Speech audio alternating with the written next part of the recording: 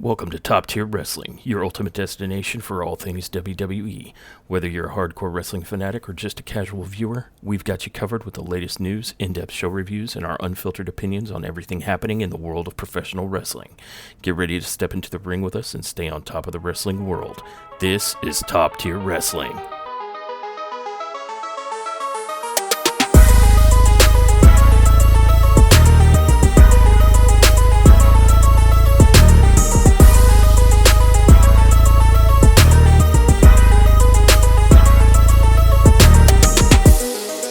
Welcome to Top Tier Wrestling. I'm your host, Samoa Josh, and joining me is my favorite babe of wrath, Harley Cam Dawn. And tonight, we're breaking down AEW Full Gear. Let's get into it. Gotcha. Oh, you win. That was a good one. Yay. All right. Well, this is becoming kind of a trend with AEW's pay-per-views. We start this one with a match already in progress, and this is apparently not really the first match of Full Gear, but the continuation of the last match of the Tailgate show. This is the CMLL World Trios Championships between Mystico, Mascara Dorada, and Neon, the current champions, versus Kazuchika Okada, Hechicero, and Konosuke Takeshita of the Don Callis family. And fairly early on, we find out that this match has been lopsided from Go because only Hechicero and Konosuke Takeshita showed up for it, and Kazuchika Okada has not yet arrived. But about 5 minutes or so into watching, Kazuchika makes his entrance, whole big Rainmaker entrance. He is completely unhurried about this either. Like, he doesn't care that Unbothered. Kazuchika and Hechicero have been in there fighting at a handicap for however long, and he just strolls his way to the ring. So this ends up playing out with some very overt, like it's not tension between Takeshita and Kazuchika. It's absolute outright contempt. Like things like Okada, making the save when Takeshita was, had an opponent on top of him. I think it might have been Mascara Dorada. And initially Okada's beating on Dorada, right? But then Dorada moves away, and then Okada just keeps beating overtly on Takeshita, and then boots him out of the ring, and he's like, "Oh, so sorry," he's not sorry. He's sorry, not sorry. Yeah. So this was definitely about the escalating tensions between those two. I think much more so than the stakes of this match. And it really highlighted how badly Okada and Takeshita are getting along at this point.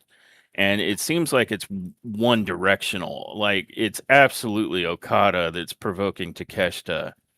And every time Takeshita tries to meet him halfway or offer a handshake or Don Callis says, "Hey, let's make peace," he complies, but Okada just flips off Takeshita or hits him.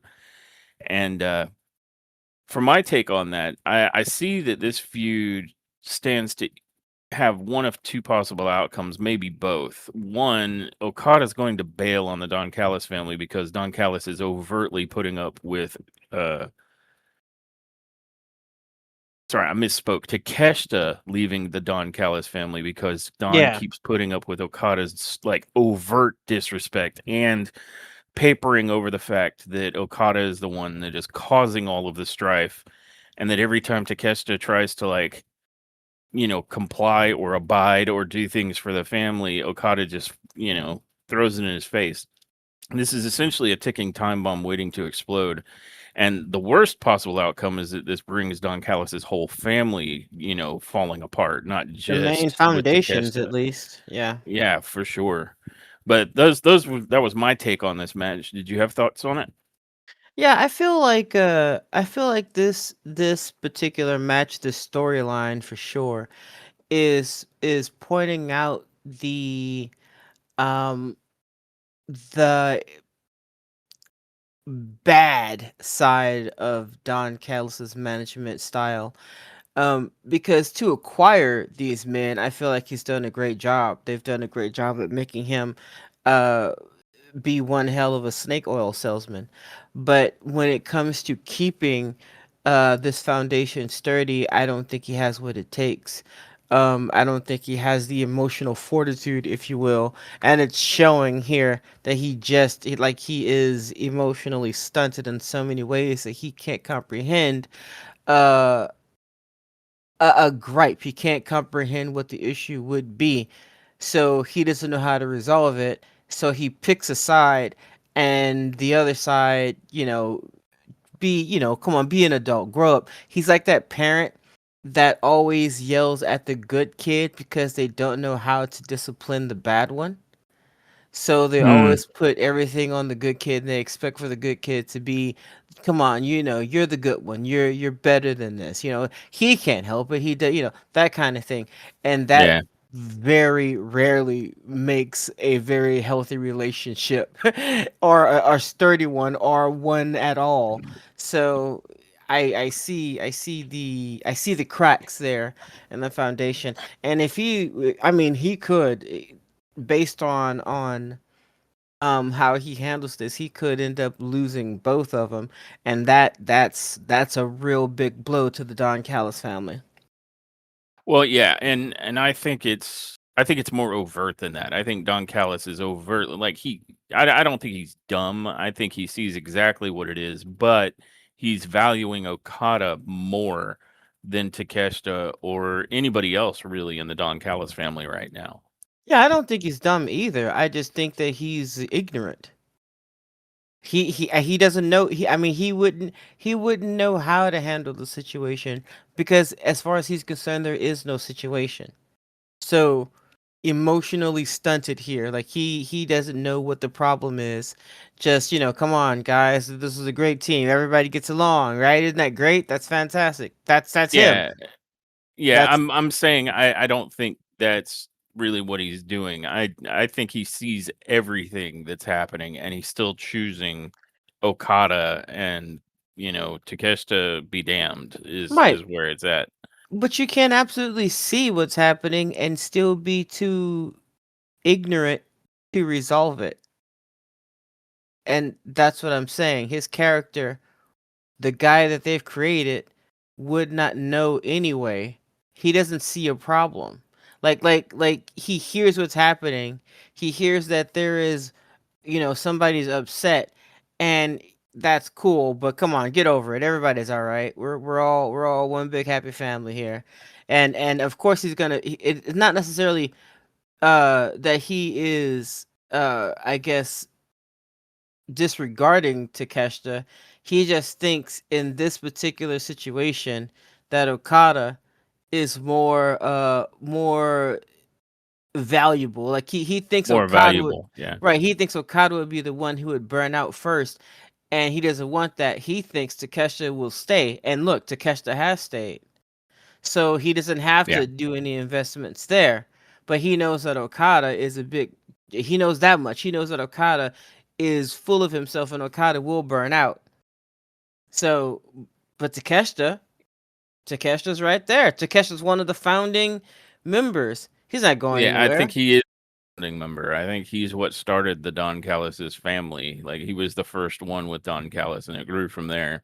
Yeah. Um So he's like the first no, I child. Like I like I absolutely agree that I think he's taking advantage of Takeshita here and putting up with Takeshita's like tolerance, but that's going to wear thin. And I'm not sure. Like Okada's good. Don't get me wrong. I'm not saying he isn't. But looking at it like every wrestling promotion looks at it, your most valuable players in that family right now are your young, hyper talented guys like Takeshita and Fletcher. yeah. I mean, no disrespect. Both Okada and Takeshita are good. They are.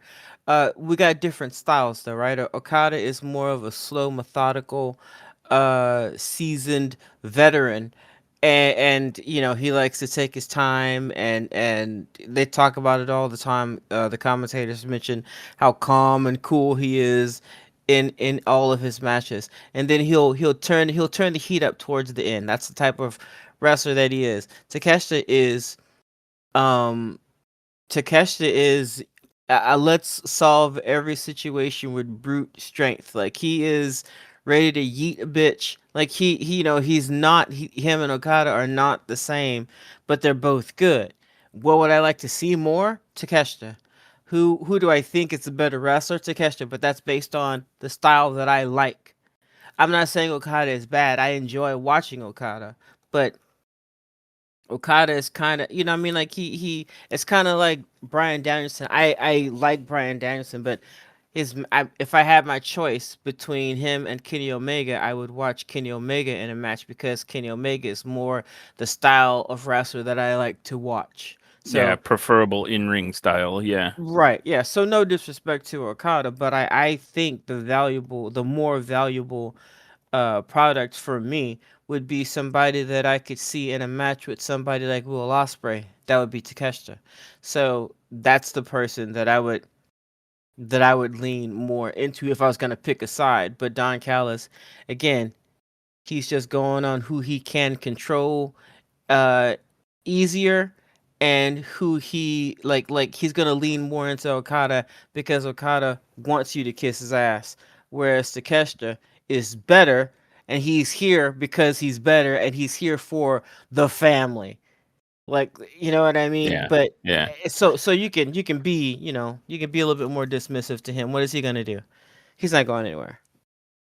Well, where I'm hoping they're leading with this story arc is a big putting over of Konosuke Takeshita. Because could you imagine, like, Okada is known not only as a great champion, but as like probably the premier tournament winner. And so we've got the Continental Classic, which is a tournament, and Hmm. it's for Okada's belt. So if Konosuke makes his way to the end and it becomes Okada versus Takeshita, and Takeshita wins, not only does he take the title, but he beat the best tournament guy in a tournament in his own Yeah, tournament. So I think that's where they're that could going. put that could solidify Takeshita, like, I mean, he's already pretty solid, but it would definitely like put him at the top of, professional wrestling right now. Yeah, and It I would think put I him over in a big way. I Sorry, think go that's ahead. where the no, I think that's where they're going. That's all. Yeah, I'm hoping that's where they're going. I can't say for sure that that's where they're going, but I think that's what would be satisfying after watching Takeshita, take this much shit, not to Yeah, make fun of his name. seriously. Um, Yeah. But yeah, I feel like they've been building Takeshita from scratch for the past 2 or 3 years, and so this would be like the big moment with like probably someone, he himself very much looked up to. Although there isn't like this huge age gap. I think Takeshita's like 30 and Okada's 38, but in wrestling years, that's like a whole generation, you know what I mean? Yeah. Yeah. But interesting match, more so for the storyline that's brewing in the Don Callis family. Ultimately, the inability to get on the same page ended up costing the Don Callis family this match, as Mystico, Mascara Dorada, and Neon retain their CMLL World Trios Championships. Yeah. And that brought us to the actual first match of Full Gear. Which, what a way to open. They clearly didn't want to go for slow burn on this one. The No. first match is Darby Allin versus the Bastard Pack of the Death Riders in pretty much just a hate grudge match, because the Bastard Pack has been beating the crap out of Darby Allin for the past like month and a half since he came back. And there was much ado made by the Bastard Pack of wanting to strip Darby Allin of all of his hardcore shenanigans and just have a wrestling match, because how did he put it? There's no way someone like Darby Allin could defeat Pack, a true athlete, in a legitimate competition. Yeah. He wants to take away all of his bells and whistles, no weapons, Mm. no bats, no chairs. No gimmicks, essentially. Yep. Uh, So this was theoretically supposed to just be a standard match, but surprisingly or unsurprisingly, the Bastard Pack is the first one after, Allen kept giving him trouble just doing straight up mat wrestling to yeah. resort to underhanded shenanigans. And that said, what were your thoughts on this match, this opener? I actually thought this match again. This was another match that was really good in storyline, and it made Darby look hella good. My man was going toe to toe with Pac here, and Pac could not handle it. My man could not deal. We could essentially see the breakdown on his on his face as the match continues. Um, and I also found it interesting that yeah, he was the first one. Like nobody else. Darby was going just toe to toe, and Pat couldn't handle that. So I found it interesting that he definitely talked all of this noise and then ended up besting what he thought was besting Darby by using gimmicks, tactics, ripping off the bandages that he had on his body because of his second degree burns, I believe. Um, from the shenanigans from what was that? Um, he ended up getting tossed onto the table that was on fire. That was at Blood and Guts. Yeah, at Blutz. Um, Blitz. yeah. So I mean, he comes out to have his match, and like I think that's one of the first things that Pat goes for is the bandages. So immediately he starts out with his temper tantrum because I guess the match should have been over with. I guess I don't know. Yeah, I guess Darby frustrated him by actually being able to wrestle. Yeah. So he was feeling some kind of way about that. Um, yeah, I mean, it was great with story. It was great in the storytelling department. The match itself was also good, but the storytelling here was golden. Because essentially that's, I mean, I think he used Wheeler Yuta. Um, he got the ref distracted. I think he ended up using the bat. Yep. Um, and he used the bat for the win. Once the ref was distracted, then he used the bat. And the first thing I thought is, you can't be happy with this win. Like you really went out of your way to point at how you were a better wrestler because you were an athlete, and yet you could not beat Darby. You couldn't beat Darby Allin, like the 178-pound soaking wet gimmick with legs that I mean you couldn't beat him. You had to resort to the bat. And boy, that's got to be a win that keeps you up at night if you're somebody like Pac. So Yeah. uh yeah, embarrassing for you, but hey, I guess you won. Is the way I saw that. Yeah, I'm inclined to agree with you on all counts. I would just like to point out there was this one bump spot in the match that was just ugly. Not that anybody messed it up, but it was a vicious bump, is what I mean. And they were out on the apron, and the Bastard Pack like overhead presses Darby Allen up, and we're both thinking, okay, he's going to try and toss him to the announce table. He didn't. He just straight threw him to the floor from like I don't know, what is that, like 7-ish something feet in the air when you're standing on the apron with a guy pressed over your head and you just yeet him to the ground and Darby just flat back took it. And I'm like, how Yeah. is Darby not dead? Oh, I don't He know. has rubber bones or something, that one. I don't know, But but he bothers me. I mean, you know what I mean? Not in a bad way. Like I like him, but I am so concerned about about his physical well-being, especially the older he gets. But he gives it his all. I'll say that much. he does. He wrestles like he someday might not walk out of that ring. It's crazy. Yeah, Um But yeah, as you said, Wheeler Yuta causes a distraction, which allows Pac to go and get the baseball bat that Darby came to the ring with. and he clobbers Darby with it behind the ref's bat, ditches it, and then goes for the pin. Um, and this is after I think what prompted this particular interference from Wheeler Yuta again was that Pac was like stuck in the Scorpion Deathlock and needed basically Wheeler Yuta to come out and distract the ref so that he could get out of it without tapping out. So he got out wrestled by Allen, and that was when he resorted to cheating, as Death Riders do. But it was a Yeah, hell of a match, and it was a great way to kick off Full Gear in proper. yeah, very good. Indeed.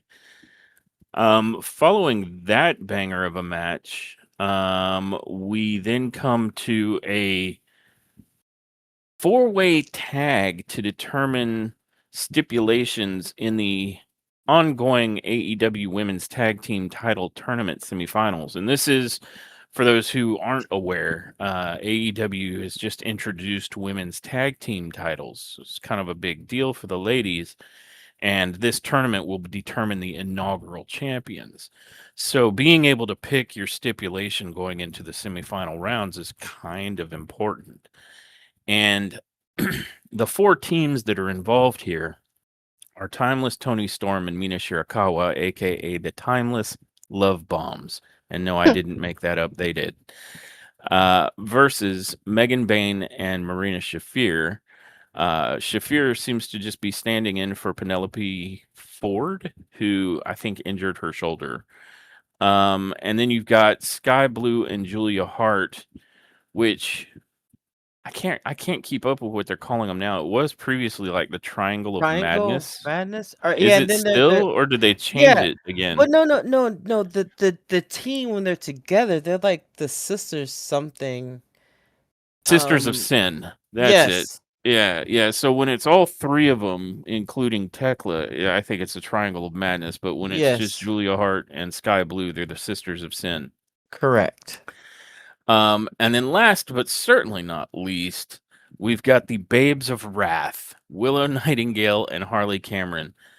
And I'm gonna just say up front, I kind of hope Willow and Harley win this whole thing. Yeah, me too. But They're my favorites. So yeah, I think they're my favorites in it too. I know you've got Tony Storm and Mina Shirakawa, right? Like that's Tony's like the ace of the women's division, so it would yeah, be easy to pick her and Mina to win. And not it really. may very well go that route.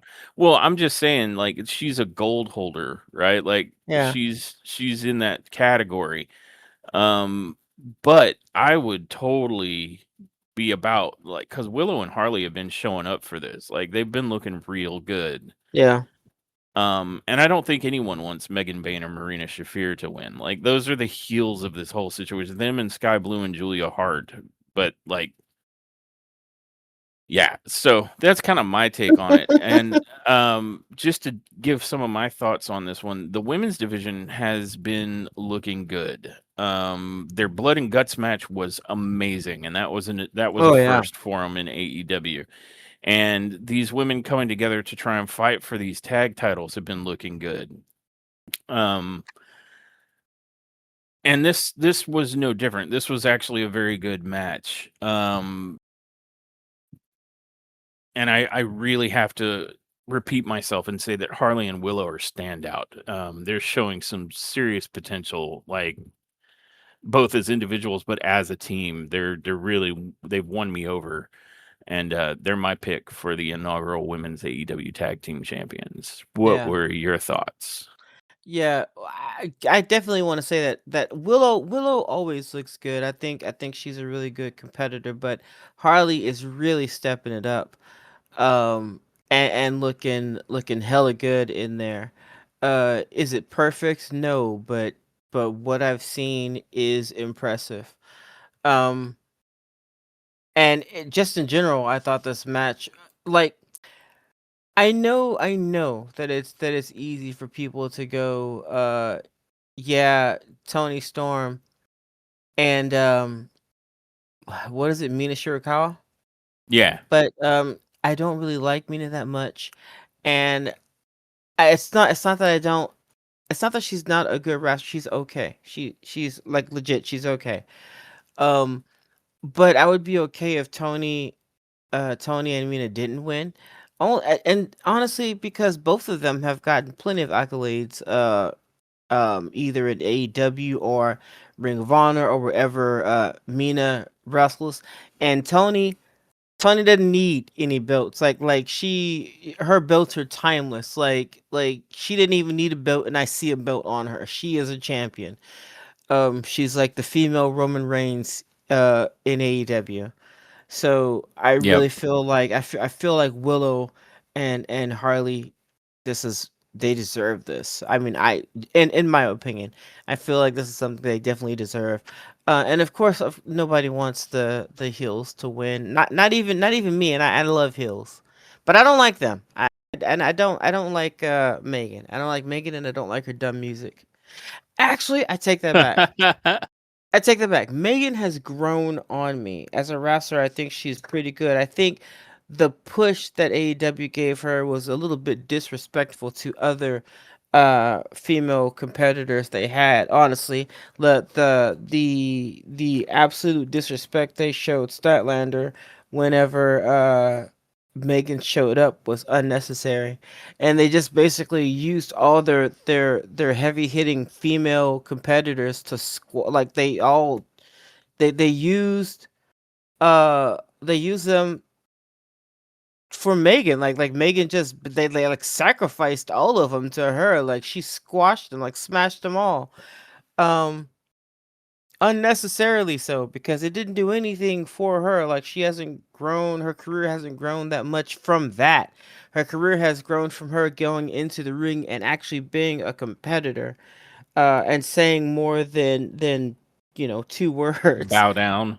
Yeah, more than that. So that's where it's come from. Excuse me. Um, and so I mean, I like her, but uh, I'm not gonna root for her till she changes her music. That's It's the music for you. it's the music for me. That's where I draw the line. Damn music.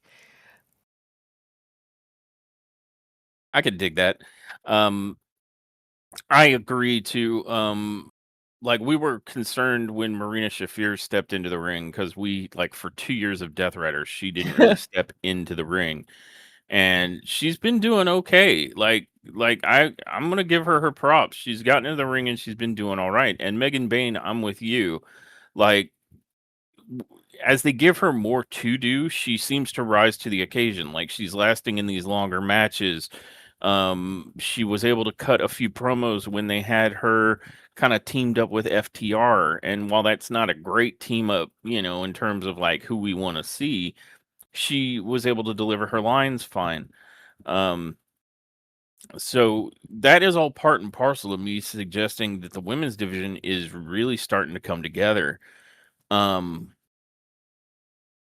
that said, to just kind of detail how things went near the end of the match, um, as these big multi-person matches tend to do, everybody's in there hitting their high spots, and the end result is that a majority of the women are outside of the ring, and that allows Willow to cannonball off the apron, which knocks a bunch of them down. And then, right as they're all starting to recover and get back up, Mina Shirakawa takes a big dive from the top rope and knocks them all down. And that pretty much just leaves Harley Cameron and Tony Storm in the ring. And Harley sees an opportunity while Tony's looking because she's like, "Oh, Mina, are you okay?" to try and roll up Tony. And Tony then counters after a few different exchanges of like pin attempts. Tony counters into the big package uh, to get the pin on Harley Cameron. And so the winners of the stipulation granting match in the semifinals are the Timeless Love Bombs. And it was a good match. Yeah, Uh, this is AEW's wheelhouse. They do the multi man matches better than anyone. that's Um, true. and that apparently extends to their women's division now in multi woman matches and in Blood and Guts. Blitz. Let's.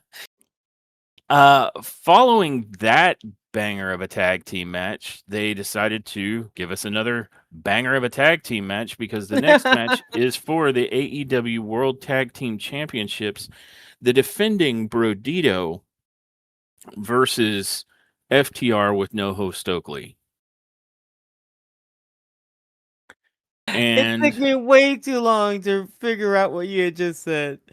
with NoHo Stokely. Yeah. Um, and I think I'll let you lead off because what I have written here will spoil it straight away. So I don't want to steal all the thunder. So, what were your thoughts on Brodito versus FTR? I'll be brief. It was better. It was better than I thought it was gonna be, and not because of Brodito. I'm just not a fan of FTR, and whenever they did this heel turn, um, actually, that's it. I'm not much a fan of them when they did the heel turn. That's when it really kind of went down, because for some reason, a lot of times wrestlers who go heel think that they need to change their wrestling style or the way that they would normally do things. And FTR kind of did that. So for the first, I'd say 3 months or so, I felt like they were just kind of giving me the old school Ric Flair version of wrestling. No disrespect, it was amusing when Ric Flair was wrestling, but that was now, not so much. The slow, you know what I mean. The slow, methodical elbow drops from the top or from the second rope, that kind of stuff. Yeah, um the arm twist and the elbow, yeah, all of that's like bruh. And I feel like FTR bruh. kind of leaned more bruh, kind of leaned more into that whenever they did a heel turn, and that kind of stuff immediately just kind of makes me lose interest in the team. Sorry. Yeah. However, um not so much here. I kind of feel like Brodito force them to come out of that particular style, and kind of go back to the old school when they were faces type wrestling that FTR does, where they kind of go all in and they just, it's like a non-stop thing. And that's exactly what this match was, man. Every time you thought, okay, that's it, that's definitely gonna be the pin, there were so many false finishes, man. Like seriously, I got physically tired. So many, like whiplashing amount. Yeah, and all of them were reasonable. All of them were like, okay, no, that's insane, but no, I get it. It was really it it right. It was close. It was close to being match of the night. Honestly, Yeah, it um, was good. it was a great match. Yeah, that's all I got to say about that. Fantastic. Before I get into my thoughts about this match, I would like to say I think part of what I disliked about FTR's heel turn is that you generate different types of heat. And FTR's heat, especially with Stokely, for me, and I think for you as well, was go away heat. Like every Yeah. time they were on screen, we're like, Jesus Christ, fucking shut up and get out of here. You're stealing screen time from people we'd actually like to see right now. And so I don't think they did a good job generating the right kind of heat for their heel run. Um, but that's my take on it. It's Yeah. not just their wrestling style changing, but like they just got to a point where it's like they were miserable to deal with on screen. Like it was like John Cena's beginning of his last run, Yeah. his No, heel you're not turn, where it's wrong. just like get out of here, just leave. Yeah. And that's the wrong kind of heat. You want the heat that like Dominic Mysterio is stirring up, where people like love to boo him, but they're not unentertained by him. And Hmm. so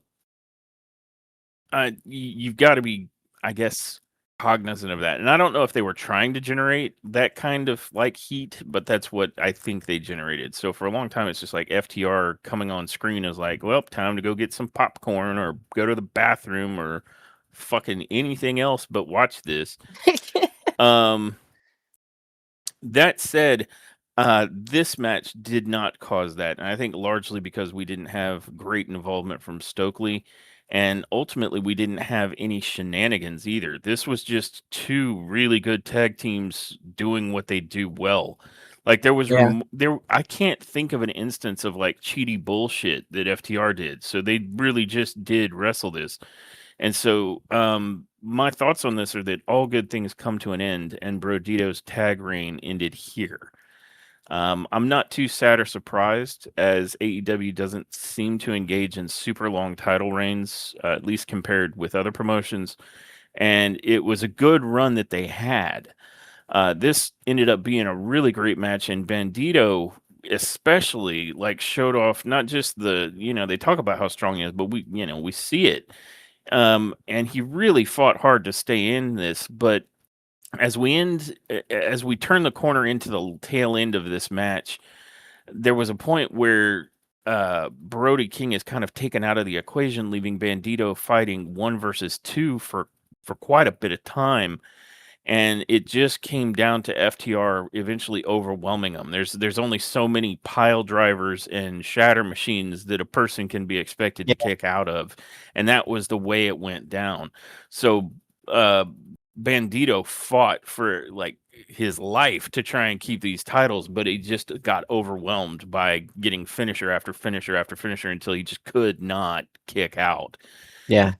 And I was really pleased that this was a straightforward match. There really wasn't any cheating, because I want to say like early to mid point of the match, Brody does that like flying hippo middle rope suicide dive that he does, because he's like 6'4" and 280 pounds. So he's a huge dude to be doing like a suicide dive through the middle ropes. But he did that, and Stokely caught all of it. So Stokely was dead the whole time. Like his whole job for the night was to lay like on the side of the ring because he was dead, and that improved the match immensely for me. Um, but it also meant that this was just a straight up win for FTR here. So it was a legitimate Yeah. title victory. Like there's not going to be this big asterisk of like, well, they would have won if you hadn't cheated or any of that kind of crap. Like FTR literally out wrestled Brodito for these belts. And Yeah. They so did I'm what real Pat couldn't do. curious. Yeah, yeah, exactly. I'm real curious to see where that means FTR and Brodito are going. Like, do you think Brodito stays a tag team, or do you think Brody King and Bandito move on to singles? And do you Don't think know. FTR might have a face turn because they won this so legitimately? It's so unheel like the way they got this victory. I hope they get a face turn because I'm over the heel run. I don't. There's just some people that can't do heel. And that's not a dig at their wrestling style at all. They just can't do. Some people just can't do heel, just like some people can't do faces. Um, and I'm hoping that this is a turn because if they got the belt, I would like to at least root for them.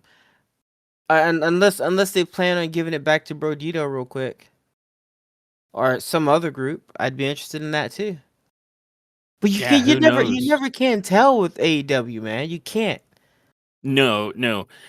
Sometimes I can see why they did what they did, but the only thing I could think here is that maybe FTR needs to make a turnaround because part of their heel turn, I think, was based on the storyline that they wanted to do with like Christian Cage and Adam Copeland, but like that seems to be put on hiatus. So I think FTR is going in a different direction now. So we shall see. I'm genuinely curious. I'm not sure which way to call that one, but with such a legitimate win, I'd be real surprised if FTR continues to stay heel, and I don't really want them to because they are like asshole heel, like they're generating all the wrong kind of heat, which might Yeah. have worked when you want Adam Copeland and Christian to be the absolute faces in the deal, but it's just at this point I think burying FTR. Where are they, And by the way? uh, Adam Copeland hasn't been seen since that last encounter with FTR, where Beth Phoenix got hurt, or Beth Copeland as they called her. And I haven't Huh. seen Christian Cage in a minute, not since then either. And so there's a lot of speculation on like where Adam Copeland is. Um, so we shall see. But Not been seen in a minute. I the wildest of speculations is a negotiation to see if Adam Copeland can somehow get involved in the last match with John Cena, but I don't.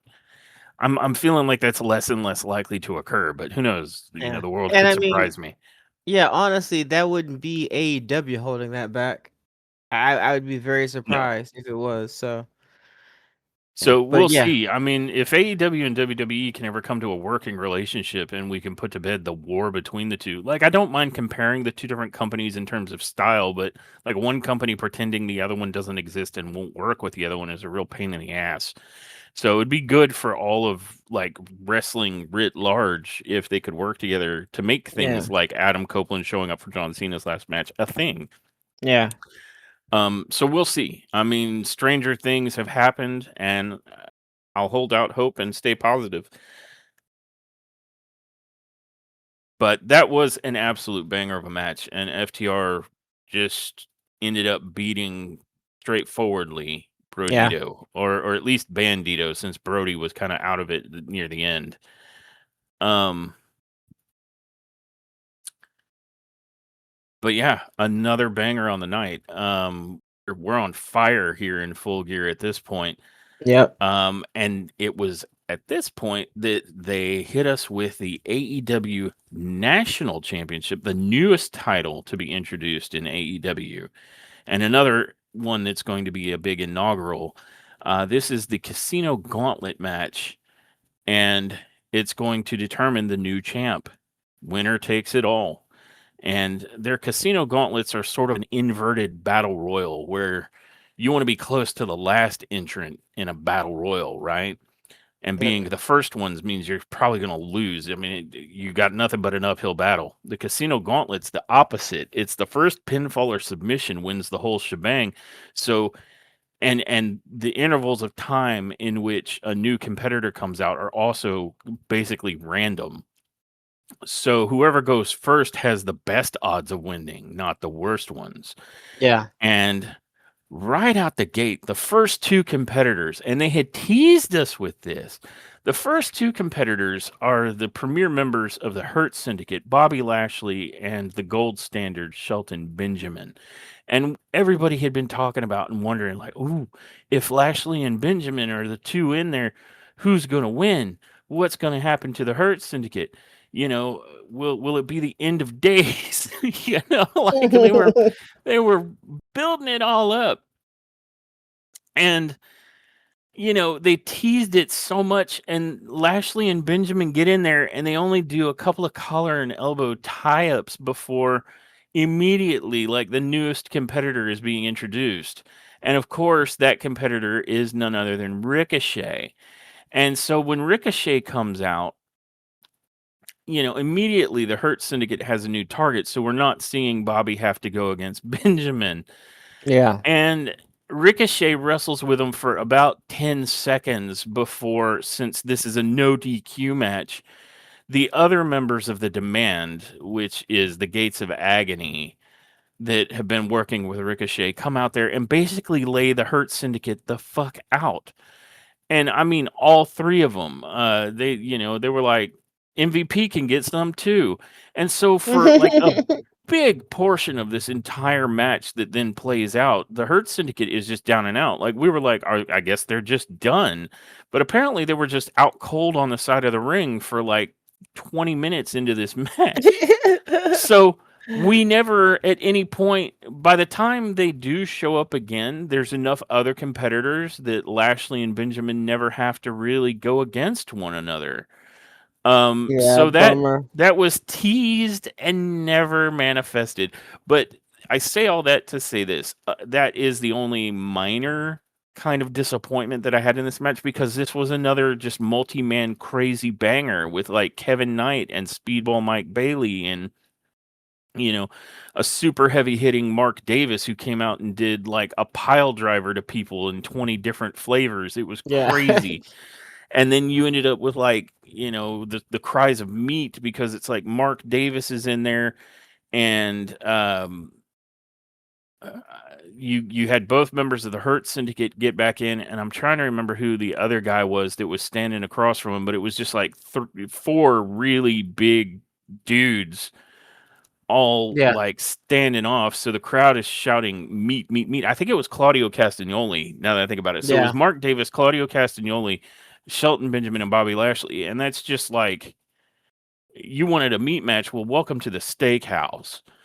Um, because that Jesus. is, I mean, that's as much meat as anybody can handle. That's an all you can eat buffet. Giggity. And so, I mean, you got a ton out of this, and it just ended up becoming this like everybody sort of like comes in and does their high spot, people laying out everyone else.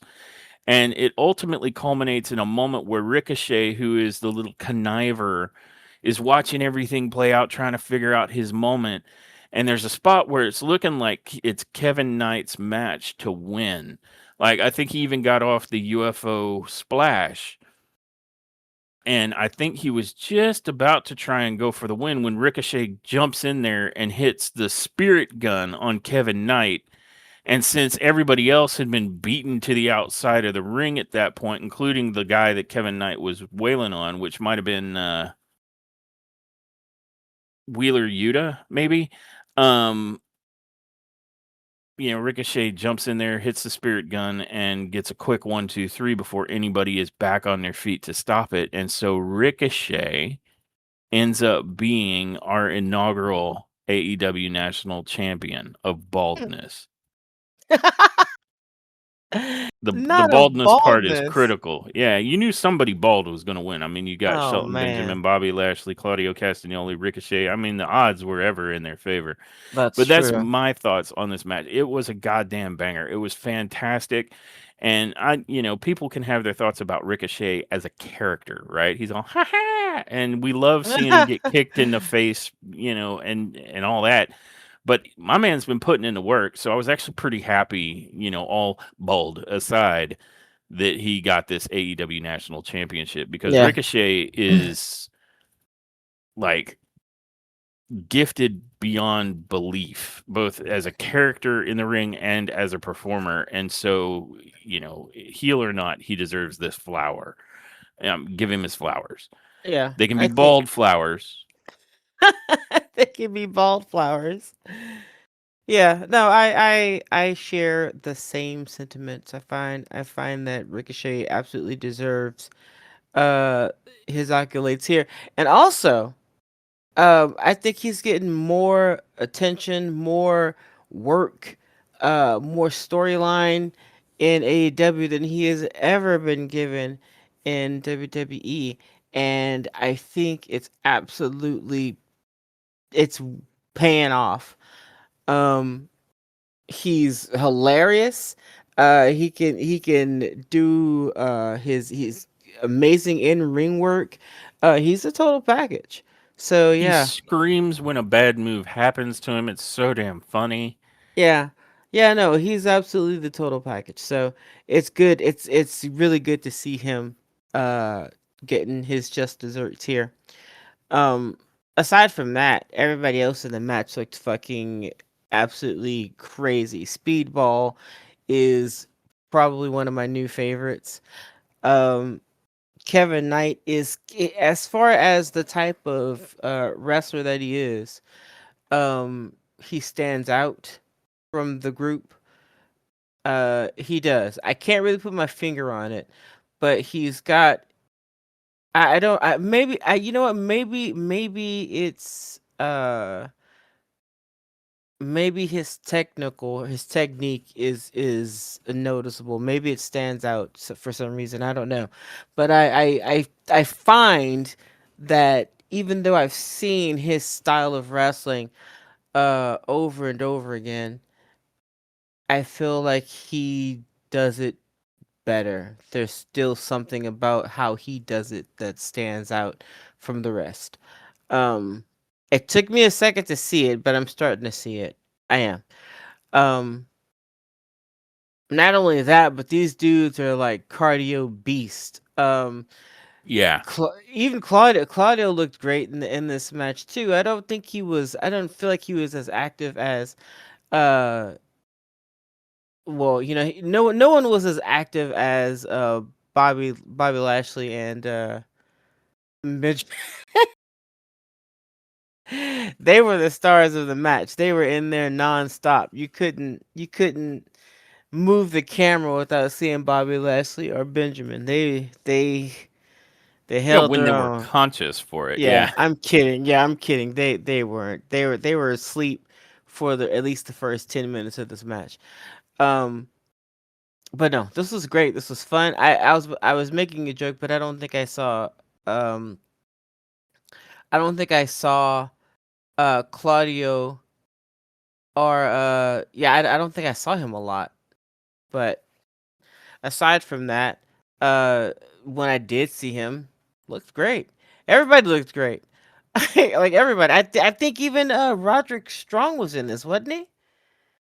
Him and Orange Cassidy, but Orange they Cassidy, get a yeah, little lost in the shuffle because right, it very much felt like there was a lot more of Speedball and Kevin Knight in a lot yeah, of capacities, or it was the bigger dudes, yeah, like the yeah, sequences with Mark Davis and Claudio, and then when Shelton and Lashley, regained consciousness, that kind of stuff. yeah. I mean, there was a lot going on. Uh, but ultimately, I think it was a well-deserved Ricochet that won the match. And I mean, aside from that, storyline wise, like kayfabe, he outsmarted them for sure. Like I mean, honestly, he did great. And Yeah. him having what are they? Authors of Pain? Is that the name of the Uh, team? the Or what Gates are of they Agony. now? The The Gates Gates of of Agony. Agony. Thank you. The whole group is now known as the Demand, but it The was demand, previously right? Ricochet and the Gates Yes. of Agony. Yeah, having the Was Gates it of Agony. Bishop, Khan, and Toyleone or something like that? Yeah, yeah. Toy animation. Yeah, Um, yep. but having them in his corner, chef's kiss, real smart. So yeah, I enjoyed this match a lot. Yep. And I'd like to latch on to something you were mentioning, right? Like if there is something about Kevin Knight, but I think what would get him over because I'm going to make a comparison here because Jet Speed, both him and Mike Bailey kind of hit the scene at around the same time, and Mike Bailey feels like he's made so much more of an impact, and I think part of that is that Mike Bailey is just a character to watch. One, Yeah, he's great with his in-ring work, but he's got a character. He's working like this whole Karate Kid Power Ranger kind of a thing, and that immediately locked him in as a personality. Like he's almost already a superhero. And I think Kevin Knight has good in-ring work as well, but he doesn't have that immediate lock-in about a personality or a character. And so I think that's where he could take it up a notch that would get him on, closer to the recognition and the level. You know what I yeah. mean? Hmm. Make him stand out more. But I'm thrilled with Jet Speed. Mike Bailey and Kevin Knight, I think, are definitely guys to watch. And I think Yeah, AEW agrees. Like they clearly see the talent that these two men possess. yeah, Um, so yeah, yeah. But I think that's the gap between Knight and Bailey is a personality one. I think Mike Bailey's Karate Kid, Power Ranger thing just clicks with the audience immediately. Then you couple that with his amazing in-ring work and kicks and like flipping knees and it's insane. It just got him over immediately. And Kevin Knight isn't quite over that hump yet. I think he needs to connect with the people by showing like a strong character, a strong personality more. yeah. I agree. But yeah, phenomenal match for the inaugural AEW National Championship. And once again, congrats to Ricochet. Ha After ha! that, haha. After that, we are brought to a no holds barred match between the leader of the Death Riders, John Moxley, versus Kyle O'Reilly. And Yeah. This was do you want to lead off with your thoughts on this one? sure. I'll be brief yet again, but this one was super surprising for me. Um, I I actually had Moxley. I had him scouted to win this match. Only because I think they said that Kyle has won like what every match that they've had so far. Am I right? Or has Moxley won one of these I matches? know I know that he won their last match, and I do think they had a match where they fought before, but I can't remember who won it. Yeah, I can't remember the Um, outcome of the initial match, but this last recent one, not the one that we're talking about tonight, but the one that they had before this. I know that Kyle O'Reilly whooped that ass. He definitely won that match, and I I had Moxley pegged to win this one. I honestly did. It was a no holds barred match. I thought that somebody would intervene or something that would get Moxley the win. And I mean he definitely had the opportunity to do so given that's like he's a heel with an entourage. He's a heel with a large group, so he could. If anybody was gonna quote unquote cheat, I thought it would have been Moxley to win the match. But nothing really worked for him. Like nothing really worked for him. Except for just getting his ass beat. Like Kyle O'Reilly has John Moxley's number every single time. I don't think there's anything that this dude could do apparently that's gonna get him the victory. Like, and not only yeah. does he beat him, he makes him tap out. Okay, so I used the power of the internet to kind of look back because I was like, I swear I remember them having more than these matches. And if we go back in 2025, their first meeting was a singles match in October, around October 22nd, on AEW Dynamite. And the winner of that match, from what I'm reading, was John Moxley. And then they Okay. fought again on October 29th, and that was a double count out because they were too busy beating each other's asses to realize that they had been counted out of the match. And so this match in like a month later from their first meeting, November 22nd at Full Gear, is actually the first match where we've got Kyle O'Reilly picking up the win, at least from what I'm reading online. Okay. Gotcha. All right. Well, I mean, he is not only winning, but he is. How do I put it? He is spanking. He is embarrassing. John Moxley. It's the tap out for me. Um, it's the tap out for me. But I was surprised. But I mean, this was a good match. Uh, this match. I think these matches that he's had with Moxley has also done a really great job of making Kyle look uh like a better wrestler. They've made him look like a better competitor, the same way that a couple of matches of Roderick Strong just backbreaking somebody repeatedly made him look like a much more viable competitor. So, um, if that was the case, if that's what we were trying to do, then they've done a great job of doing that with Kyle. But now I'm concerned about what the fuck they're doing with with John Moxley at this point because I don't know how long the people that are in his group, his faction, would sit and listen to him go on and on and on whilst watching him tap out twice. So, Yeah.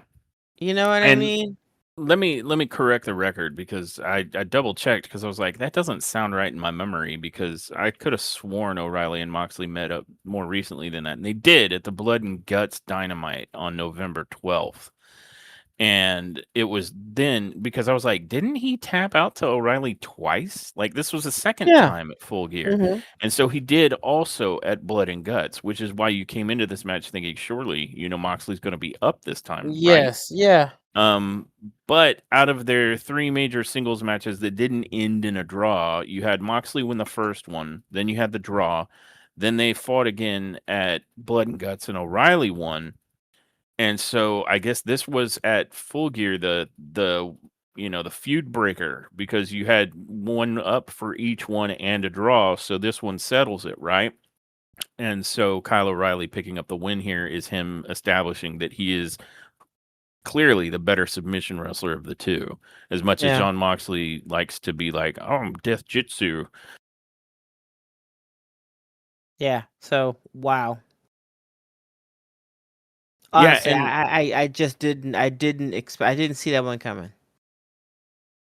no, and just to kind of give my opinions on this match, I was surprised here as well because I'm with you. I'm like, I understand that Moxley, we dealt with his bullshit for 2 years as a Death Riders, and he's been kind of on a downward spiral since Hangman got the belt off of him recently. But I thought for sure Moxley was going to pull in a win here unless they're just burying the guy. And I kind of feel Yeah. like that's where we've come. Like, you had Darby Allen get him to tap out to the Scorpion Deathlock. Then you got Kyle O'Reilly tapping him out at Dynamite. And then you've got him tapping out again here at Full Gear. So, like, remember how we felt like Gunter was getting buried by the crowd saying you tapped Yeah. out to him after Jey Uso got that sleeper on him? This is like that, but more so. Like at this point, Moxley is just the tap out king. Like, Yeah. if he doesn't do anything better than anyone else, he taps out better than anyone else. And this is a guy who fancies himself as a submission guy. So it's like, well, I guess you aren't good at countering them.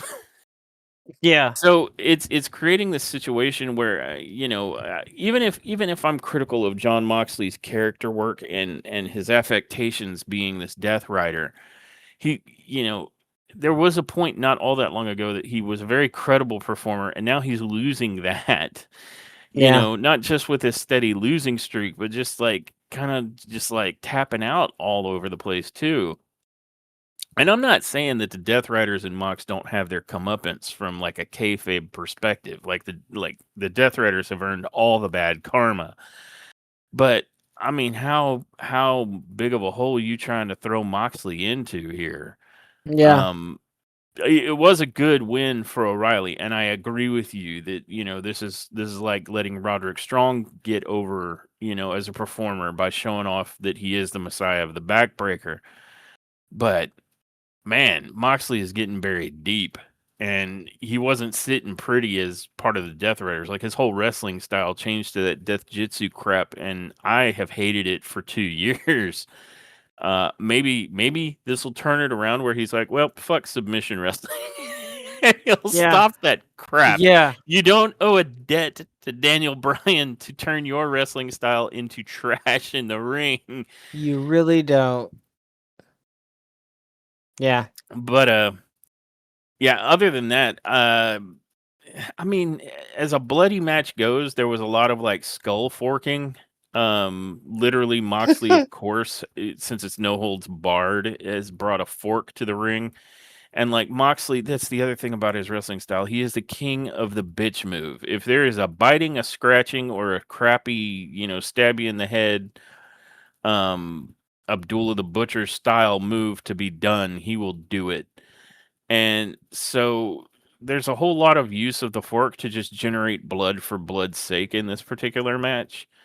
And then there's a whole bunch of like swapping of submission wrestling, which I mean, if you're into that style of wrestling, then this was probably phenomenal for you. I was like, eh. But I was glad to see that O'Reilly picked up the win, and I thought it was hilarious that there were some people at ringside that sang the O'Reilly Auto Parts song at him, and I thought that Yes. was phenomenal because that was like a joke we make, and so that gave me a special bit of joy. Um, but yeah, after O'Reilly picks up the victory, Initially, it looks like there's a bit of begrudging respect on the part of John Moxley. But that like he's like, nah, stuff that shit, and then he gets back into the ring because O'Reilly's arm is injured at this point. Like it was a grueling match between the two of them, and so he gets back in there and starts just destroying Kyle O'Reilly's arm, and the refs are like, stop, and they ring the bell like 25 more times because it's like, I don't know if you heard, but the match is But over. the match is over, buddy. Yeah. Which never does anything. And then so it's not until Roderick Strong and Orange Cassidy, his O'Reilly's conglomeration friends come back out there that they chase off the cowardly Death Riders who only stay at ringside if they've got a sharp numerical advantage. Yeah. And that ends that match. It wasn't by any means a bad match. It just wasn't the most interesting for me on the night personally. Again, if you're a fan of submission wrestling or guys pretending to do UFC jiu-jitsu in a pro wrestling ring, then maybe this was for you. Not really my cup of tea. But not a Yeah. bad match, not by any stretch. Yeah. That sums that up. Yeah. Not at all.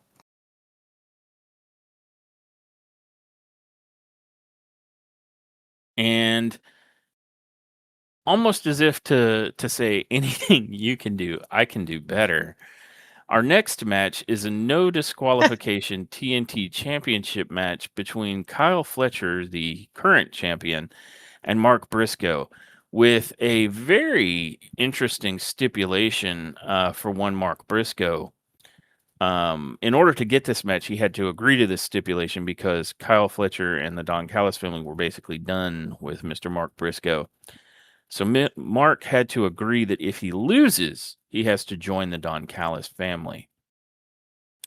And if that isn't enough motivation, we've seen the feud leading up to this, and Mark Briscoe and Kyle Fletcher try to. I feel they are actually trying to see how close they can come to killing one another before the match is over.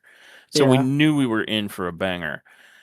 And of course, this ends up being, kind of a bloody match as it was going to be since it's no DQ. And Mark Briscoe like only understands hardcore. And of the two matches where it was bloody on the night, like as kind of a theme, I guess you could say there were three because later we have Hangman and Samoa Joe in a cage, but this was closer to a no DQ extreme match.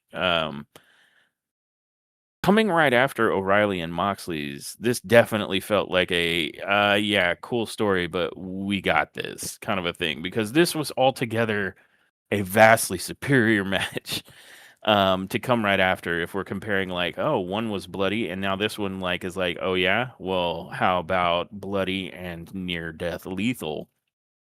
At one point, Kyle Fletcher literally has a screwdriver sticking upward through a turnbuckle and clearly has telegraphed the intent to do a turnbuckle brainbuster to Mark Briscoe. And I'm like, that's just going to kill him if you manage to pull it off. And even if you don't, if you guys fall off that top turnbuckle, somebody could be impaled by that damn screwdriver. Like this is like you're trying to murder someone or you have presented the possibility that someone's going to die.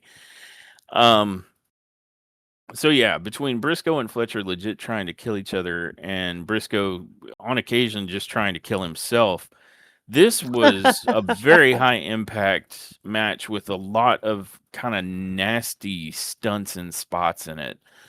Um, Now I know that this kind of match isn't everyone's cup of tea. It's one of the more contentious things that AEW does. I don't think so. This is why one of the reasons I like AEW is that it's not as sanitized and squeaky clean as like say watching WWE.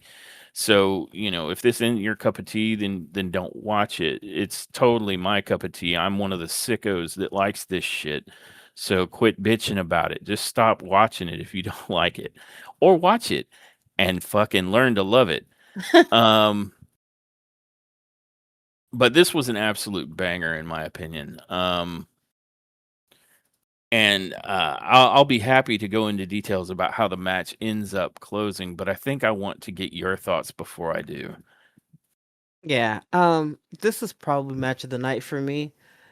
Uh, I knew whenever these two got together, I kind of pegged who I thought was gonna be the winner. I was correct because I'm awesome.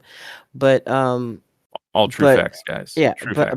but I knew that the second they were about to have yet another match, this was gonna be a banger because Mark Briscoe and Kyle uh Fletcher go hard on the paint whenever they get in the ring. And I would never be surprised if Mark Briscoe were to win a match against Kyle because he's done so before. When everybody thought that there was no beating Kyle Fletcher, Mark Briscoe just decided on a fucking Wednesday night that nah, he was gonna win a fucking match. Mark And I Briscoe was thought like, "Hold my chicken." yeah, yes, Chicken Man was like, I don't think so. So yeah, that says a lot about Mark Briscoe, and I think that puts him in a completely different category as other competitors that I've gotten in the ring with both him and Kyle Fletcher. Um, so yeah, but this was a great match, and like I said, this was probably the match of the night for me. I am a huge fan of Kyle, and an even huger fan of Mark Briscoe. A So much this mo was bigger, much more bigger. This was a win sandwich stuffed with win, with a little bit of win on the side, not the and side of that's win. Yeah, side win. I'm inclined to agree with you. I think I could give this match of the night as well. Mark Briscoe and Kyle Fletcher left everything in that ring, and it was beautiful. Yeah, Well, beautimous. to discuss how it concluded, this match, the finish culminates in Briscoe hitting a crazy looking avalanche border toss bomb, which, might just be like, this guy's just saying words now. It's a release crucifix powerbomb. If you're familiar with the outsider edge, it's that, but you release and you pit somebody. Or maybe if you're familiar with all ego Ethan Page over in NXT, he does a similar thing. I think he calls it the ego edge or something like that. Um, but this is Kyle Fletcher is sitting facing away from the ring on the top rope. And Briscoe gets up on the middle rope, lifts him up in basically a crucifix power bomb, and then yeets him towards the center of the ring, where waiting in the center of the ring is a barbed wired table. So Fletcher didn't hit this thing coming down. He hit this thing flying forward in a horizontal fashion.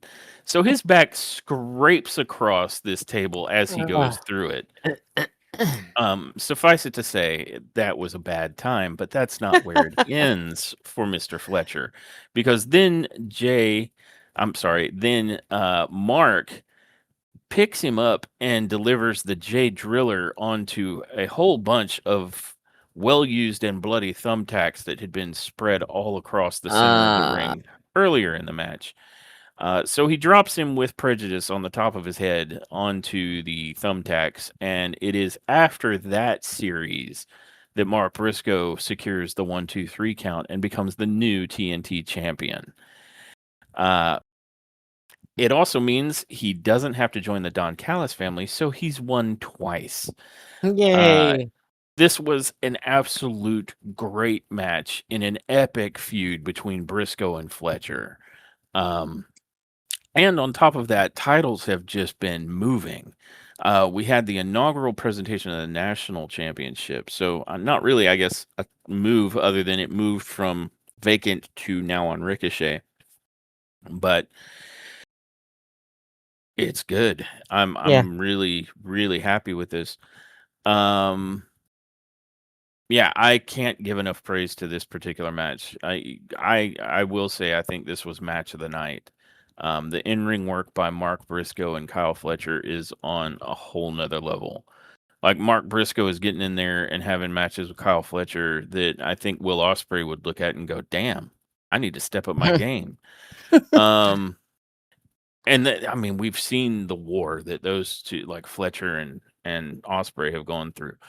So this was absolutely peak of what AEW brings to pro wrestling that no one else is really doing right now. Yeah. And Briscoe, I mean, who doesn't love Mark Briscoe? If you don't love Mark Briscoe, it means you don't know Mark Briscoe. Like you're not familiar with who he even is. You're like, who is that? Yeah. If you do know him, you can't help but love him. The dude's great as a character. He is absolutely fantastic in the ring. He works the crowd. Um, yeah. So this really fired on all cylinders. Match of the night for me. Nice. Match all night. Match oh night. And Yeah. following that match, we come to another multi-man match. This time it is the $1 million trios match. And $1 million meaning that the purse for whoever wins is $1 million, which it's in 3 duffel bags sitting on the announce table. So I'm imagining there's $333,000 in each bag. That, of course, assumes a lot, but Yeah. that's how I'm gonna go with it. And this match is between the recently reformed Jurassic Express with Kenny Omega versus Josh Alexander. Kurt Angle from Wish. He will never not be Kurt Angle from Wish. Nope. Walking weapon, whatever. Walking Kurt Angle from Wish. That's who you are. But it's Josh Alexander and the Young Bucks. And the ongoing story here is that the Young Bucks, who have been the Broke Bucks, have been approached by Don Callis, and Don Callis has been paying for their entrances, giving them the good locker room, helping them out with their money problems. And in exchange, he's been waiting for the Young Bucks to give him an answer on whether or not they're going to join his family. So that's kind of the story going in. And of course, if that's not enough, there's $1 million that the Broke Bucks really, really want. I mean, who doesn't want $1 million? But these guys have been like especially broke in the kayfabe, so they super want that $1 million. Yeah. So, having set the stage and the stakes, what were your thoughts on this match? Excuse me. I felt like it went by really fast.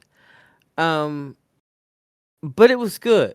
But I felt like compared to all the other matches, this one felt like it was the shortest.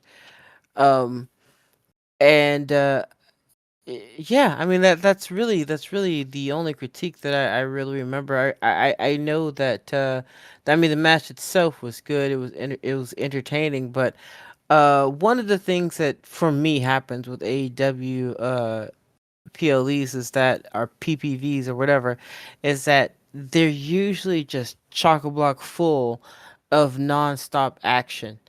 Um and this is no exception. So by the time we get here, man, I I am crashing because not like passing out, but energy wise are just like I'm so overstimulated that I don't think I can really appreciate some matches that happen like after really great ones.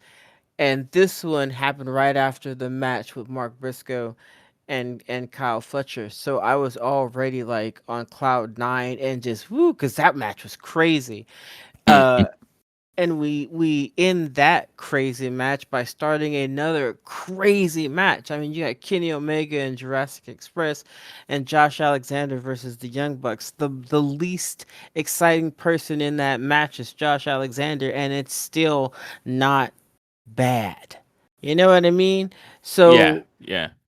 so, I mean, high octane insanity ensues, but I don't feel like it lasted very long, and maybe that was for the best, because by this time, man, I am like just eyes are huge, and I have taken in a lot of crazy stunts.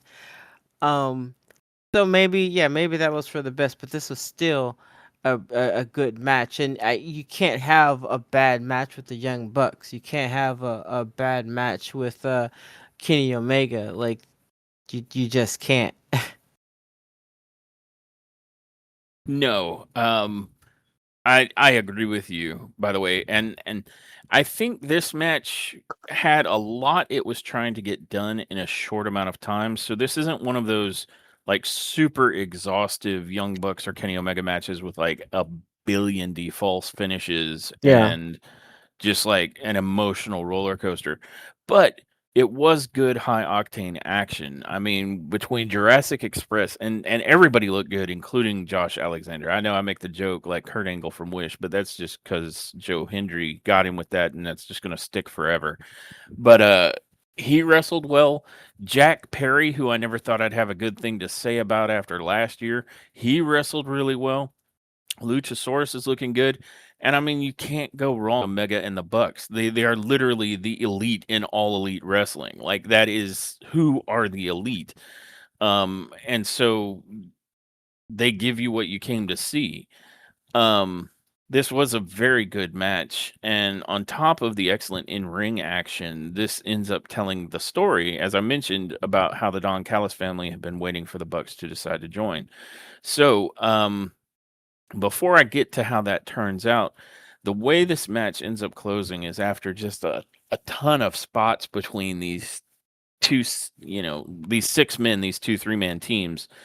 Um, the Bucks end up hitting near the end of the match, the Bucks end up hitting a series of super kicks, including accidentally, kicking Josh Alexander. Accident, not so accidental, maybe. Um, and So Kurt Angle from Wish winds up outside the ring, and in the ring, Jack Perry tries to go for a quick roll up on Matt Jackson, but Nick intercepts him. And coming out of that roll up, they both end up grabbing Perry's arms, which puts him in the perfect position for the BTE trigger, and they hit it and get the quick pin. And so the Broke Bucks win the million.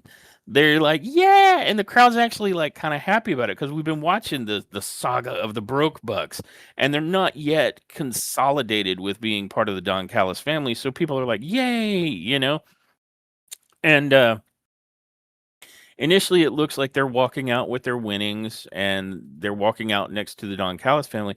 But then the Don Callis family goes back into the ring and starts wailing on Kenny Omega.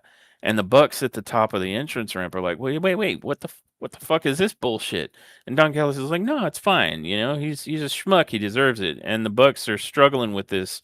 You see it playing out on their face, and they're looking at their money, they're looking at Don, they're looking back at Omega, and finally they drop the cash, which Don Callis summarily picks up because apparently if you don't carry it out of the ring with you, you don't get the winnings, is how that works, I guess.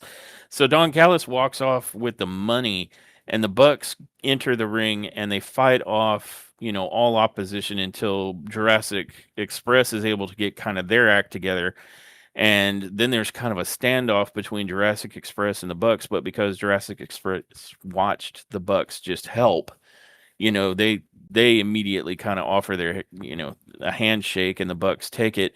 But then the Bucks go over to try and shake hands with Kenny Omega, and Kenny, who's, been getting his ass beat, he looks all disoriented. He slaps away their hands, and everyone's like, "Oh man," because the crowd's chanting like "hug it out" or something, or "talk it out" or something. They're like, "Come on, get back together." And it turns out Omega, while initially slapped their hands away, it was because he doesn't want to shake hands. He wants to hug them. And so they all end up hugging, and the Elite reunite along with Jurassic Express. And so now you have like the Elite and Jurassic Express, which I guess is mostly the Elite because Jack Perry was part of the Elite, if you recall, not all that long ago. Yeah. So I guess Lucha is just the odd dinosaur out. But the Elite reunites, and now you're probably going to have just a vicious unified front against the Don Callis family, at least on one side of the war, since like Don Callis represents 90% of the heels in AEW right now. He's fighting on Pretty all much. fronts. Yup. So it ended really kind of feel good. And so while we did get a great match, this one wasn't just carrying itself on excellent in-ring action. There was a story being told, and it was actually really good, and it was well done because while the crowd shouldn't have been like pro Young Bucks, because the Young Bucks were suffering financially for long enough and made fun of enough, the crowd was actually on their side when they did win that money. And then to boot, they didn't join Don Callis, so there was just a genuine cheer for the guys who were on the heel team at the time, and an excitement to see the elite reunite. And Yeah. that played out perfectly. I was really thrilled about that. While I gave match of the night to Fletcher versus Briscoe for their in-ring work, story of the night might go here to the reunification of the Elite and the Young Bucks, or the Broke Bucks, whichever. They might still be the Broke Bucks because their money got stolen by Don Callis. Yeah. It's his apparently. I mean, possession's 9/10 of the law, I guess. You're gonna take that $1,000,000 and stick it in bags at ringside. I guess it's, Yeah, I finders keepers. guess that's how that goes. But no, that was a really cool kind of turn of events. So that was pretty pleasing. Until Omega passed out. After they did the reuniting and whatnot, then Right? He's walking up the ramp and he's all burnt, and so Brr. Luchasaurus is like helping him walk. Um, But following that, we now come to our world championship matches, and the last two matches of the night. I don't recall if they pitched it this way, but they've done it in the past where it's like a multi-part main event. So this is, I guess, the first half of the main event. It's the AEW Women's World Championship with a defending Chris Statlander versus Mercedes, like Ultimo 45 belts Monet, and there wasn't a ton of build up to this match. Like Mm-mm. they built a little bit of heat between Chris Statlander, but I think the big like concern going into this is just keeping the AEW Women's World Championship away from the belt collector. Like, and the fear that this is going to be one more damn belt for Mercedes coming in. I think that's where the angst was. Um that said, what were your thoughts on this match? Um,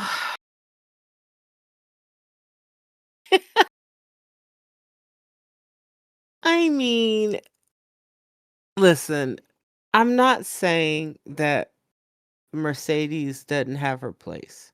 Okay, she does. But I Insert don't kitchen joke. I don't think I've seen wow. I don't think I've seen her do anything in the ring worthy of one belt, let alone 20 or however many she has now. Was it Um 14, I think is the actual number? yeah, I think that's the number, and that reminds me of a really horrible part in this match that was just a snooze fest. And I think you know what I'm talking about.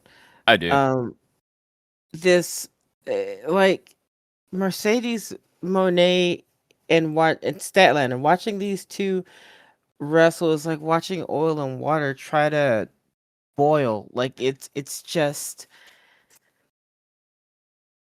and I don't dislike Mercedes, all right? I don't dislike her. But again, she has a wrestling style that just isn't my favorite. And I'm willing to say that, and I'm willing to admit that before continuing with the critique. But I don't think that you get the point across that you are a seasoned competitor when all you do is the Meteora 15 different ways. Um, that doesn't make you like, you know, that doesn't make you a veteran. It just makes you someone who's been in the ring for who's been in the ring for a minute. But I mean, that doesn't make you a veteran wrestler. Like it, I don't know how to explain it, but it's just it's not entertaining. Sometimes she's more entertaining than others. This was one of those nights where she was not very entertaining. Um the slow, methodical, seasoned veteran vibe that people are claiming she's putting out. I don't see. I see. I see lazy and uninteresting. And I see that represented in the belts that she has because I don't know one single fucking belt that she had. I don't know. Like, I mean, I took the garbage out today belt does not count. Um, Not my belt.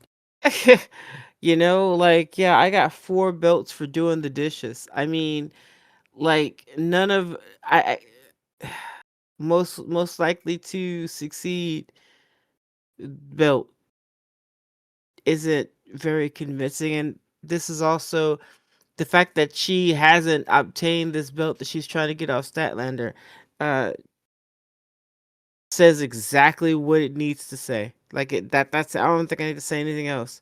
Yeah. So, I mean, if there was a weak match for me, this was it. If there was a weak match of the night, and it wasn't Yeah. a bad match, just boring in a whole bunch of areas. Repetitive, boring. Statlander, whenever she had the control, looked great, but whenever she did not have the control, it was a snooze fest of like, oh, she's got a weak spot that I'm gonna work on for 10 years, and all of that to no avail.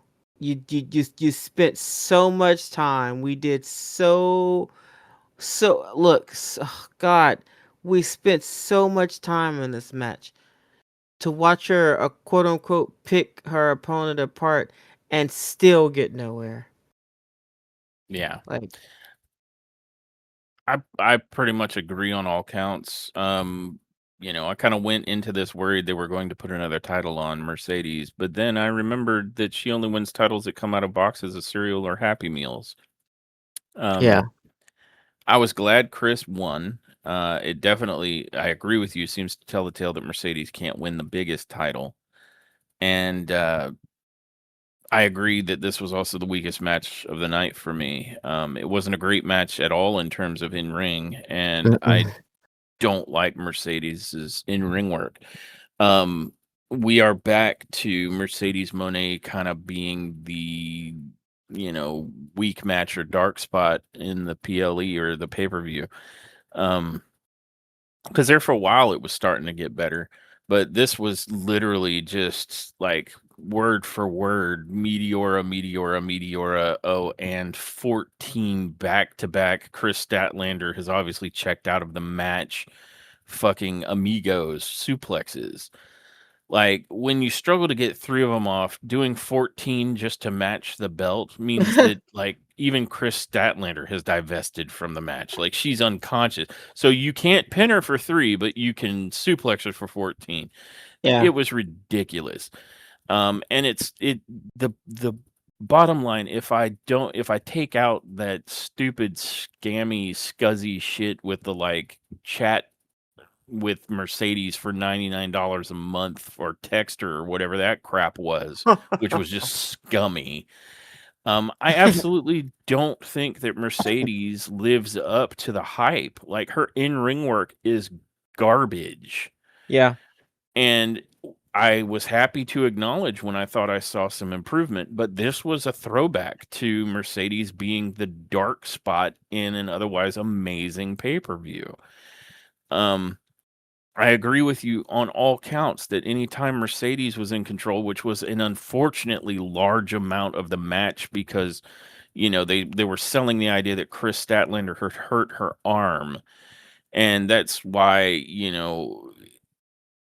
for a majority of this match, Mercedes was trying to carry the offense and it was trash.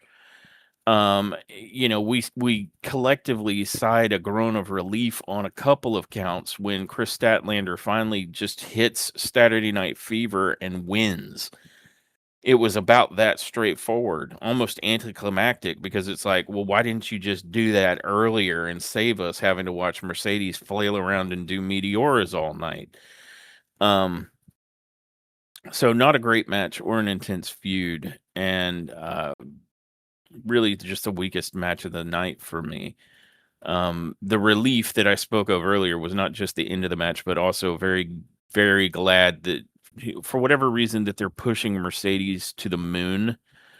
They didn't, feed Chris Statlander and her title run to her, Yeah. and you know that's as much as I've got to say about that without going into great lengths of repeating myself as I have many other podcasts about how awful I think Mercedes is and overhyped she is.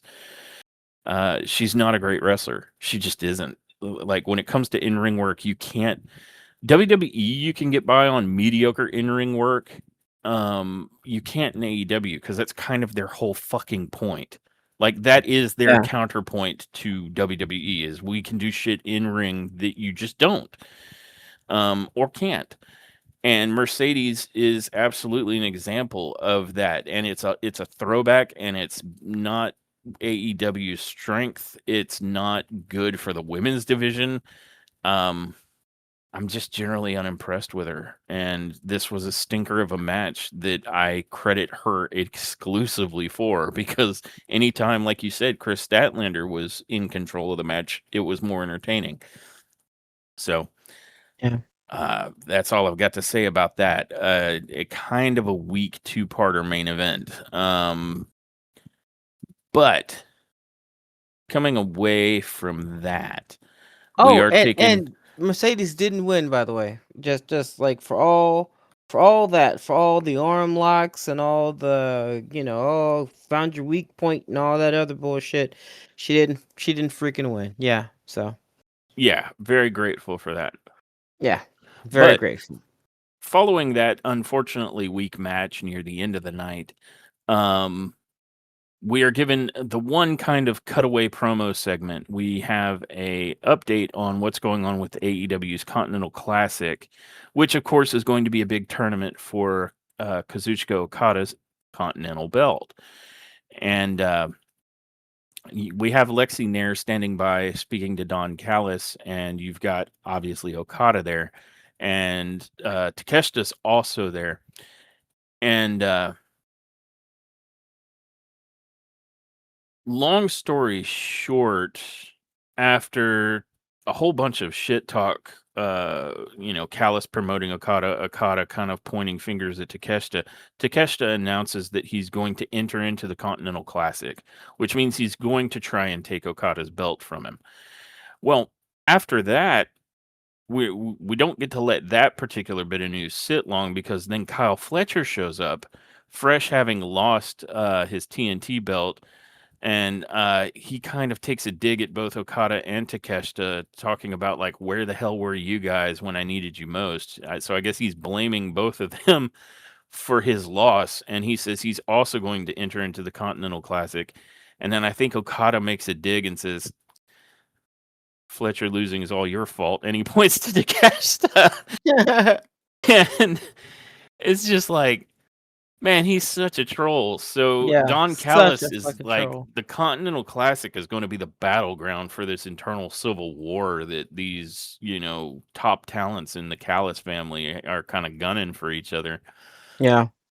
And I guess more it's like Fletcher and Takeshita because they're competing in the same tournament, but they're both coming after Okada's belt. So dissension in the ranks. Um Following that though is the actual main event of the night, which is AEW World Champion Hangman Adam Page versus challenging again, Hang Page s- Adam Man. indeed, versus Samoa Joe, and this time it's in a steel cage, which should theoretically mean that no one interferes. But I mean, I mean, I mean, um, um, this that uh, said, th- what were your thoughts on this one? this match, um, was the second match of the night. Uh, but it was also uh surprising, and if technically the first match of the show was Darby Allen versus Pac, then the show ended as it began. Um, with a superstar who sang his own praises uh while demeaning or insulting the his competitor, claiming to be better than, uh claiming that that his opponent is not what he says he is, that he's a farce, that he can't wrestle, that he's weak, whatever the case.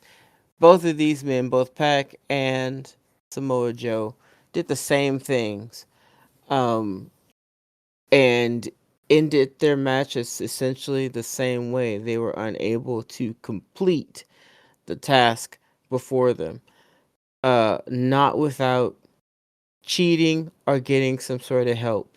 So Samoa Joe went on and on and on. Like, he is the champion. That is his belt. He is better than Hangman. Oh, not only that, but what did he say? Oh, he hasn't beaten him. Well, he already did that the last match, and uh technically speaking, he did it this match as well, because Samoa Joe could not he couldn't beat him. He couldn't beat Hangman without some assistance. So both him and Pac pretty much have the same issue, uh whilst patting themselves on the back as if they did not have any help. Um this match was really good. Hangman always looks amazing. Uh AEW has something real special there with Hangman. And Yeah. Yep. I think they realize it. Because I feel like they've been doing him real good. Um, but yeah, they got something real. I mean, they got something real special with him. They got something real special with Will Ospreay. They got some nice talent, some choice talent in They are, in AEW. fact, where the best wrestle. Yeah. Yeah, and it's looking real good. Like you cannot deny the uh the skill level of these competitors. Yeah, this is where the best come to wrestle. Like absolutely, this is where the best come. But this was a great match. Gave me every single thing that I wanted, and a bit of a surprise because I honestly did not expect Hangman to not be the champion the next day. You know, and yet here we are. Um, Yeah, but this was a great freaking close. And also I love the fact that you cannot count on AEW keeping a belt on somebody. Like, they move them belts, and Yep. it keeps the storyline so much more interesting. And it doesn't take anything away from the competitors that had the belt initially. Like, the fact that Hangman lost that belt, he's still the freaking champion. And not to mention the way he lost the belt Yep. just solidifies the fact that he is still the champion, and Samoa Joe is just holding his baby. He's just holding his child for a few minutes. Like, that's not gonna be his forever, you Yeah. know. So yeah, Yeah. I but a think. way to Oh, end the sorry. night. Yeah, sorry. No, just it was a fantastic way to end the show. That match was. Yeah, I agree. Um, to offer my thoughts here, first, the internet found this to be very contentious, and that's good, right? I mean, Yeah. but I didn't find it that contentious when I look at it in the context of what all went down. Um, so my thoughts, I think I might have had too high of hopes for the actual like content of what this match would be like, especially after Hangman said to Samoa Joe, you remember the last time I was in a steel cage with another man, what I did there, I'll do it again. Um, but no syringes through cheeks or power bombs through cinder blocks in this one. That said, they did put on a damn fine match. I just think my expectation was somewhere else because of the crazy shit that Swerve and Hangman put on.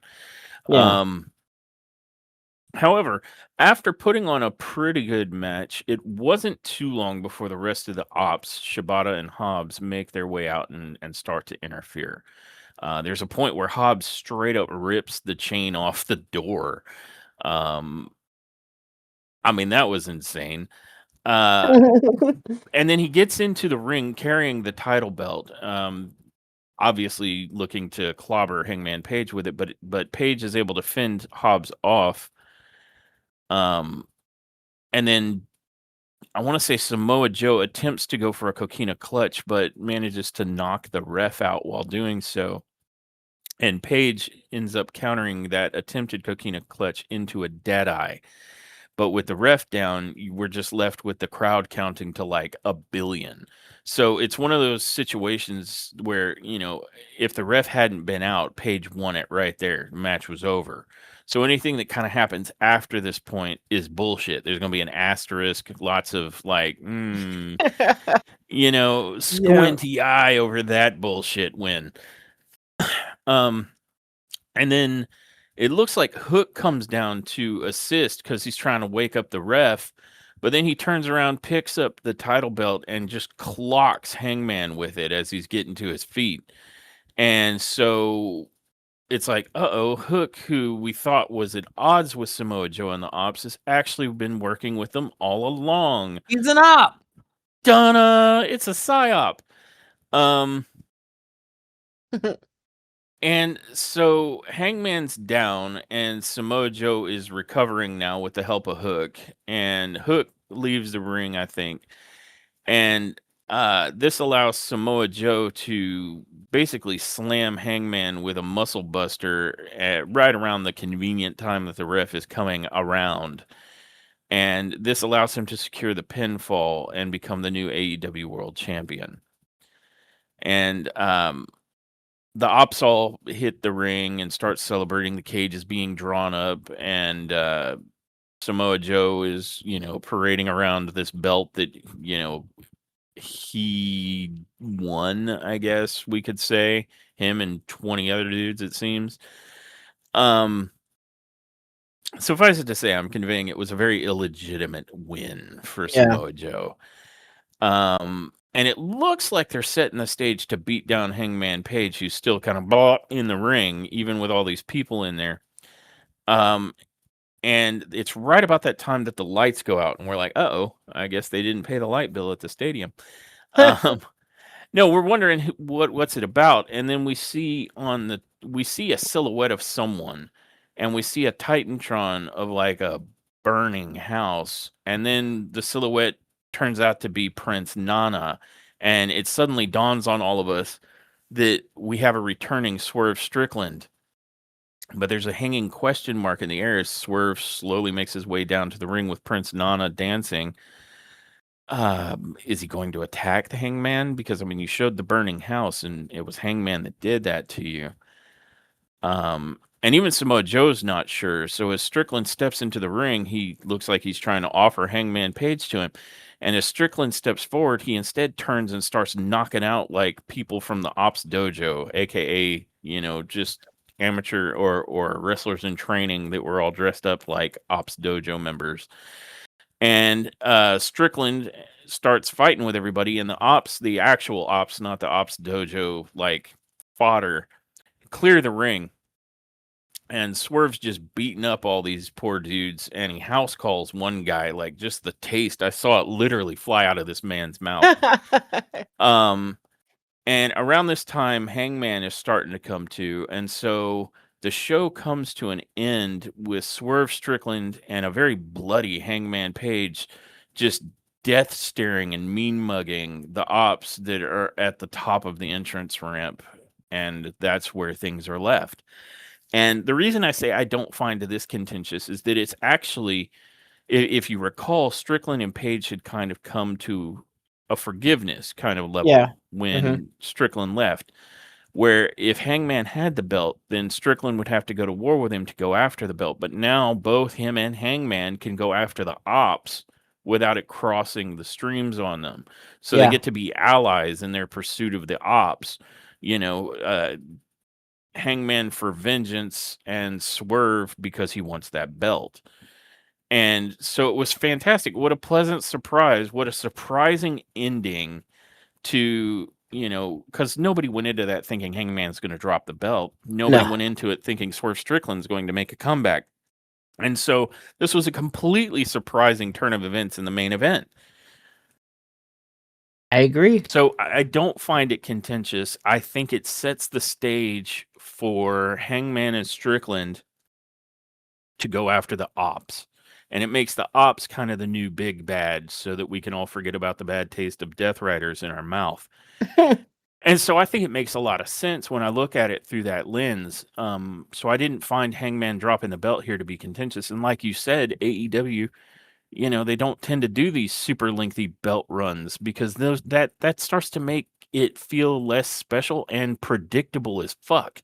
So Yeah. this was actually, in my opinion, really good. So, with that being the way we finally come to the end of Full Gear and our review of it, what was your review of AEW Full Gear? Um, I'm gonna give it top tier status because I mean I think it was a phenomenal pay-per-view. They always are. I'd give it 9 neck nubs for sure. I mean even the weakest of the matches was still good. So there were no bad, horrible, terrible, this sucked my dick butt matches. Just some that maybe a wrestling style wasn't my favorite, but there was no bad shit tastic matches. It was a solid PPV. Nice, nice. Um, I went with 9.5 neck nubs. Oh, okay, okay. And my justification for that is that this pay-per-view was well on its way to being as close to like very close to a 10. And then, Statlander Monet, I think, docked at 5, like half a point for me. Um, but that notwithstanding, I was blown away by this pay-per-view. There were so many title changes and surprises. Only one title defense was successful, and I can't recall the last time I've seen that kind of a ratio on a pay-per-view or a PLE of any kind. Yeah. And I loved it. I love that AEW is keeping things fresh. Their women's division is getting better, and their storytelling and characters are also improving. For a while since we've been, doing this, and there's been comparisons between AEW and WWE, I've stated, it's a race against time. Either AEW gets better in its weaker spots or WWE does, and the weakness of WWE is that in-ring work is like an afterthought. Like it's just not that important to them, it seems. And AEW's weak spot was in their storytelling and characters and their women's division. And it looks like AEW is shoring that gap faster than WWE for me.